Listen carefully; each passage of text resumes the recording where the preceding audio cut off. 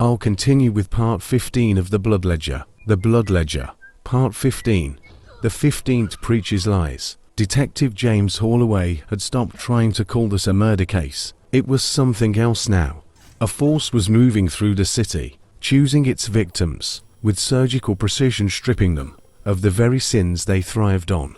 And the next message had arrived. The 15th Preacher's Lies. Holloway already had a name in mind. The man who sold truth. Elliot Grayson.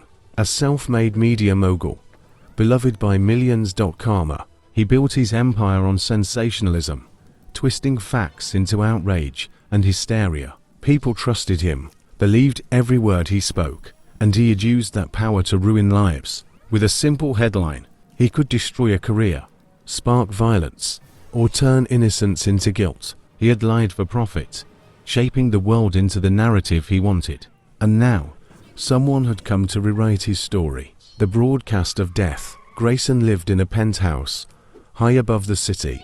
Holloway expected to find his corpse in some gruesome display. But when he arrived, the TV screens were still on, and Elliot Grayson was alive, sitting in his studio, a microphone in front of him, his eyes vacant, mouth slightly open, and on every screen, his own voice played back, except it wasn't his usual confident, authoritative tone. It was shaking, panicked, begging, the forced confession. Holloway listened, horror settling deep in his bones. I lied, the recording stammered. I shaped the world into something false. I made people believe things that weren't real. And I knew. I always knew. A sharp breath. But now I see it. I see what I did. And I can't live with it. Silence. Then a gunshot. Holloway's stomach clenched as he stepped closer. A gun sat on the desk, just within Grayson's reach. He had been made to confess his sins to the world. And then, with no way to live with the truth, he had taken his own life. The final words, on the teleprompter, scrawled in blood. He spoke falsehoods. Now he speaks nothing.